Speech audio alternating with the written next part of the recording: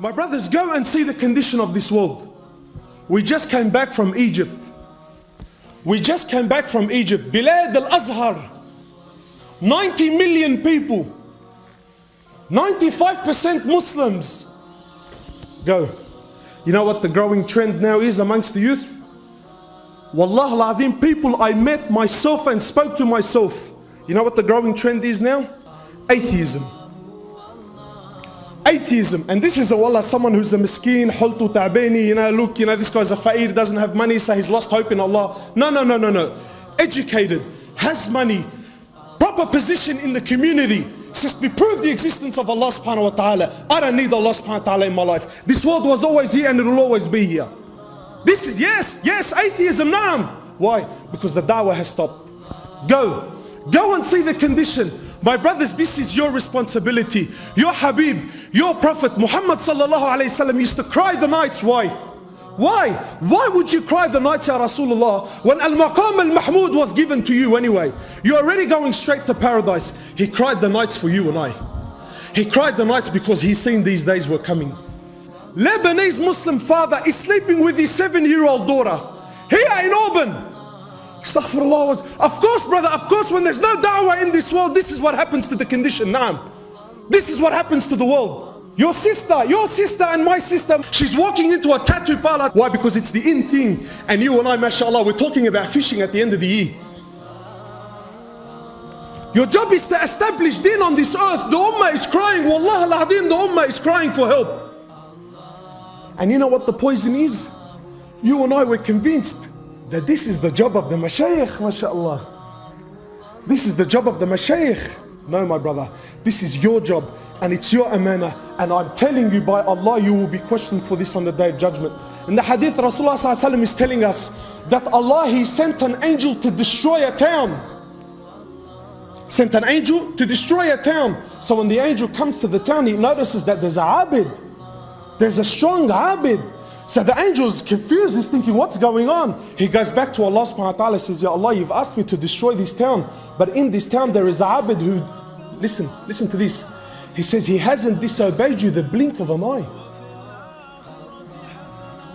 This is an angel who only knows how to worship Allah, and he's testifying that this man hasn't disobeyed you the blink of an eye.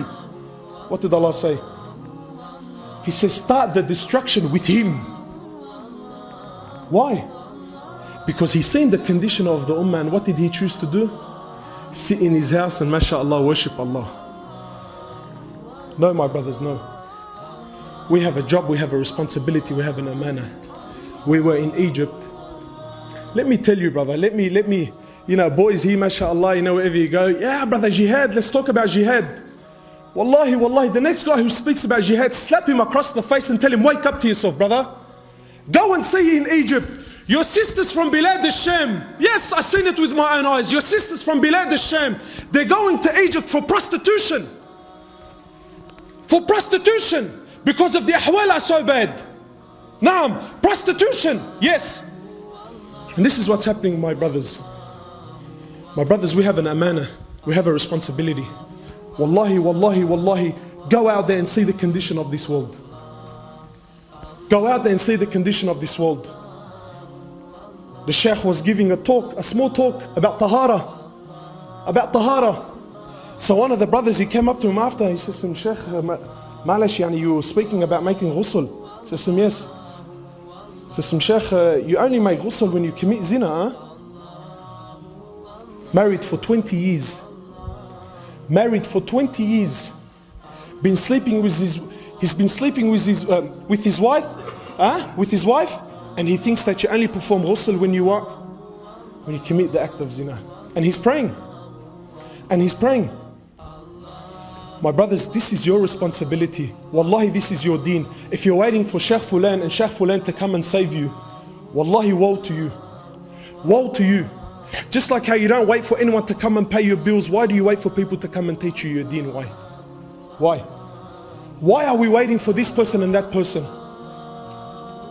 This is your responsibility.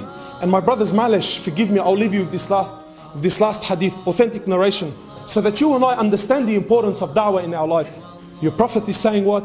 He says, you will enjoy that which is good, and you will forbid that which is evil. Or what? أو ليوشكن الله أن يبعث عليكم عقابا منه. Or verily Allah subhanahu wa ta'ala, He will send down His punishment to you. What is the punishment of Allah? He says, ثُمَّ تَدْعُونَ لَهُ وَلَا يُسْتَجَابُ لَكُمْ. He says, you will raise your hands and make dua, and Allah will not accept your dua. This is His punishment. 4 million people in the haram every single year. 4 million people raise their hands and cry before Allah. Ya Allah Masjid al-Quds, Ya Allah Palestine, Ya Allah Syria, Ya Allah Babar. I want to ask you something. Is Allah deaf? Wa na'udhu billah? Allah, is He deaf yani? He can't hear them? Allah is blind? Wa na'udhu billah yani? Allah subhanahu wa ta'ala can't see them? Isn't He the one who says, when you ask me I will give? But what's happening? What's happening? The ummah is crying. No, my brother, there is a prerequisite. There is a condition. There is a condition before Allah subhanahu wa ta'ala can you accept your dua. And what is this condition? That you become a da'i ila Allah subhanahu wa ta'ala. This is your role. This is your role. To establish deen in my life. What sort of deen? Full deen. And to establish deen in this ummah. جزاك الله خيرا سبحانك اللهم وبحمدك نشهد ان لا اله الا انت